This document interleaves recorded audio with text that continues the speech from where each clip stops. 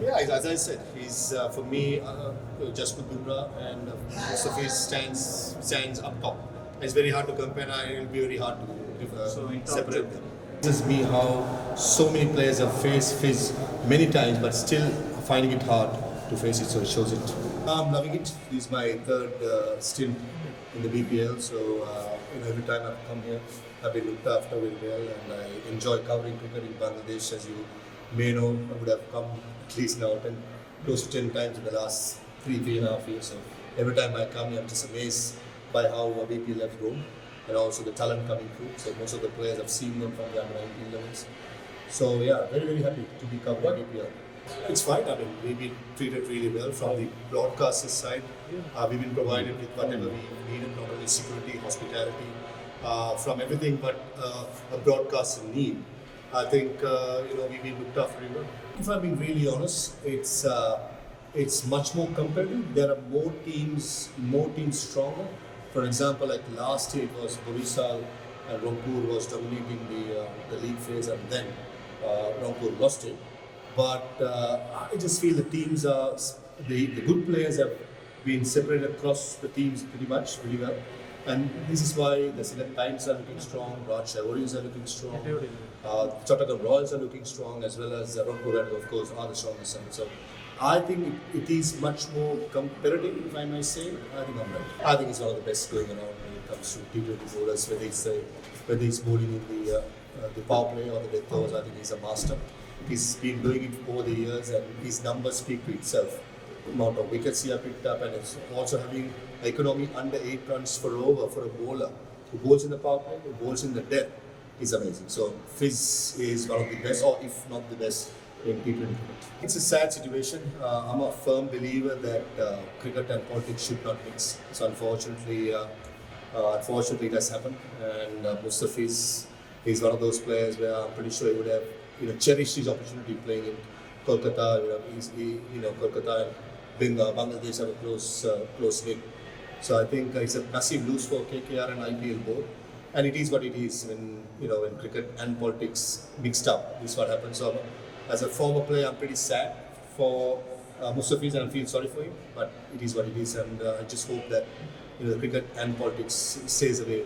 And not the cricket. Sorry, the politics stays away from cricket, and cricket just runs by its own. I think I don't want to compare it what India did to Pakistan or what India did to Bangladesh. But the BCB has their stance. I think they have their point.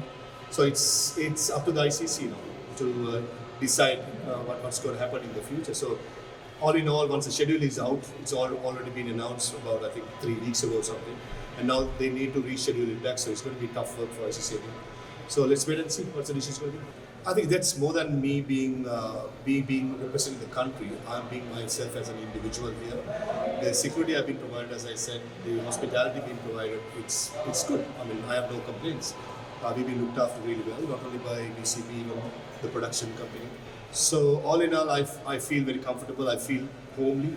So if I'm representing my country, I think I have that role. I tend to have that tag in my mind always, that I am an ambassador of my country wherever I go in the world. So I have to behave, I have to act, I have to speak the way ambassador should speak. So it is what it is. I think I'm very happy. I'm just having a good time being in Bangladesh, covering the people.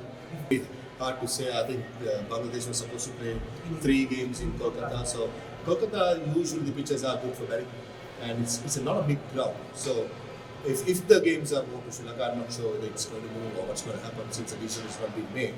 It depends on the venue. Now, Sri Lanka is going to have 3 venues. Kandy, 2 in Colombo, Premadas and SSC.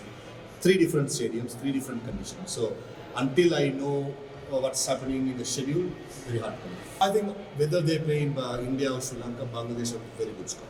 They got 7 proper batters, they got 3 spinners, 4 fast bowlers and a fast bowling all-rounder. All bases are covered. And for the 3 spinners, Richard and Mahindra San, they can bat. So they can be labelled as all-rounders. So when it comes to the balance of the side, I think Bangladesh side is very much balanced. And they've gone with a squad which has been consistently playing together. Like people spoke a lot about Jakar Ali, who captained the T20 side when Bangladesh beat Afghanistan in Sharjah. Why is he not there? Najmul Hossain Shanto. I mean, he's been in super form. He's unlucky not to be here. Saif Hassan is batting well. But sometimes as selectors, you need to make hard calls. So this is why I see. And looking at on paper, I think it's a fantastic squad. They got all bases covered. Oh, where do I see? I think I certainly see them going through to the second round because they got the men, they got the bases covered, and playing in subcontinent. So I think that will certainly fancy Bangladesh. But World Cup cricket now, I've been part of 3 World Cups. One ODI World Cup, 2 T20 World Cups. I always believe that it's all about the momentum. When you play the first game, how much well you have prepared yourself, technically, mentally, physically. It's going to be important. Now the BPL finishes on the 23rd, then the team probably will travel on the 24th or 26th. So and then they need to go and climatize to the country they are going because we are in the winter in Bangladesh, and depends on where they are going. Is another challenge. So all these things matters a lot. And again, from the first game, the momentum is going to be crucial because Bangladesh is a side. When they get to a good momentum, they are very good. They are very much hard to beat. So I reckon if Bangladesh does well in the first game, they have a big chance of upsetting few big teams. Probably the tiredness will be lesser, certainly. But modern day cricketers they don't care much because modern day cricketers travel a lot. Not only play for their national side, even in franchise, they travel all over the world. So I don't see a massive advantage. But certainly there will be something added to it. But I don't think our professional players will mind too much about the travel because they are being paid to do a job. They are professionals and they know. If I speak to him, I'll just say just keep his chin up and work hard because Mustafa is a player. He has not done anything wrong in his career. He's a silent boy. He just goes his business. He gets the job done. And one of the best performers, not only in Bangladesh in the world. So he's a thorough professional. He knows what's to be done. So only thing he can concentrate is to work hard on his game and perform. So my advice would be the same: just work hard and perform. There are many players coming through. I mean, senior players are performing well. But Bangladesh, I would have talked about more than the BPL, the under-19 side. Look at the Asia Cup in the last couple of seasons. They have done really well. They won it this time. They missed out, but previously they did really well. So the system is working really well. There are players coming through, and the academy is producing lots of good players. So certainly, when it comes to the fast bowling stocks of Bangladesh, very impressive. That's some number one in my opinion. Like the number of fast bowlers available for all the formats. So that's something certainly is a positive side. Batsmen, yes, consistency-wise can be better.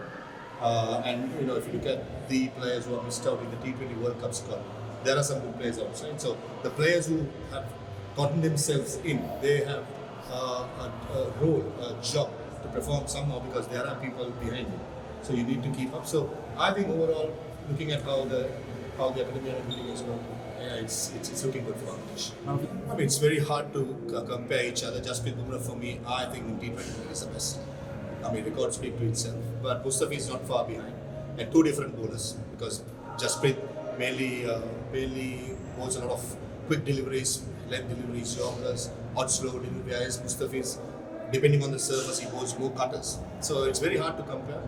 But 2 big names. If it becomes a rapid fire round. Yeah, as I said, he's for me, Jasprit Bumrah and Mustafi stands up top. It's very hard to compare. And it will be very hard to separate them. Top 2, and they are the two. If I have to choose, I'll pick both of them. It's an art because with the subtle wrist, slow ball is an art, and he has mastered it ever since he made his debut. When he came to the scene, he was renowned for his cutters, and he continues to do so. And it amazes me how so many players have faced Fizz many times, but still finding it hard to face it. So it shows it.